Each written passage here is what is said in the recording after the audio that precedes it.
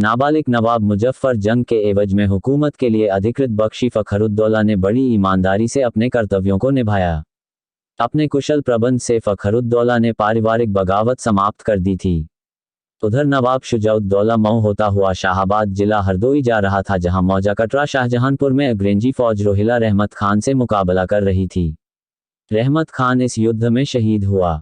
शुजाउद्दौला के साथ मुजफ्फर जंग भी मौजूद था। वहां से वापसी के समय नवाब मुजफ्फर जंग अपनी फौज की ट्रेनिंग के लिए कुछ अंग्रेजी सैनिक लखनऊ से अपने साथ लाया। बंगश पठान सिपाहियों ने इसका विरोध किया। शहर के बंगशपुरा के निवासी फौजी हाथी पर कुरान शरीफ को रखकर यह ऐलान करते शहर में घूमे कि आज से हम मुजफ्फर जंग का आदेश नहीं मानेंगे। नवाब हमारे पुश्तैनी दुश्मनों यानी सफदर जंग के संबंधियों तथा फिरंगियों को हम पर हाकिम नियुक्त कर रहा है। इस पर मुजफ्फर जंग ने अपने सभी बंगश पठानों को फौज से बर्खास्त कर दिया और उनकी जमींदारियां भी जब्त कर ली और बहुत जुल्म किए। इस प्रकार फर्रुखाबाद से अंग्रेजों का संबंध स्थापित होना प्रारंभ हो गया। ये शायद फर्रुखाबाद के इतिहास का टर्निंग पॉइंट था।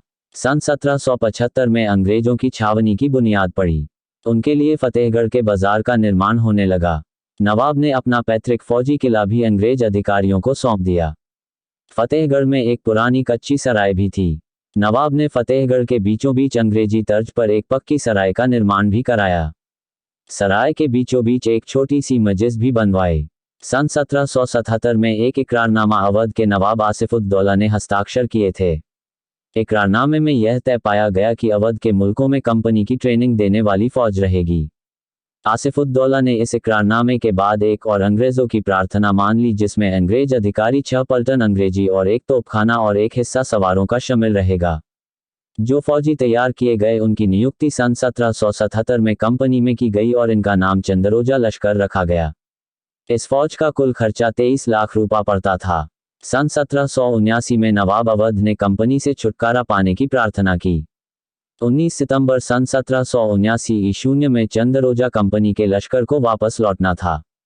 मिस्टर हेंसे गवर्नर जनरल ने इस शर्त को पूरा नहीं किया।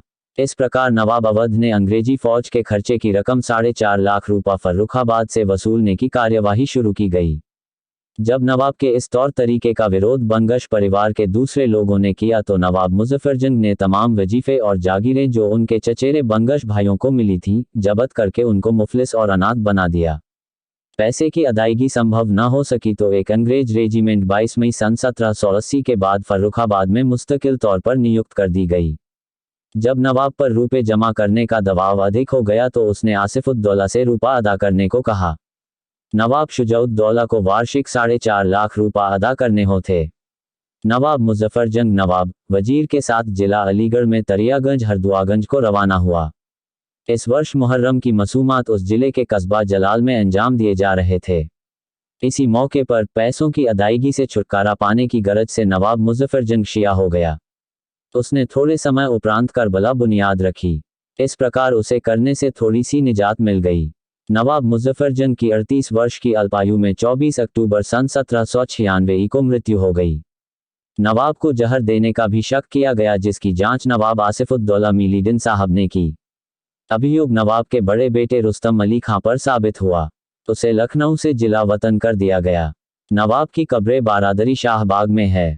सन 1794 में मुजफ्फर जंग की मृत्यु के उपरांत नवाब इमदाद हुसैन खां नासिर जंग बनिगरानी अमीनुद्दौला उत्तराधिकारी नियुक्त हुआ। अपने अगले अंक में हम नवाब इमदाद हुसैन खान के बारे में जिक्र करेंगे।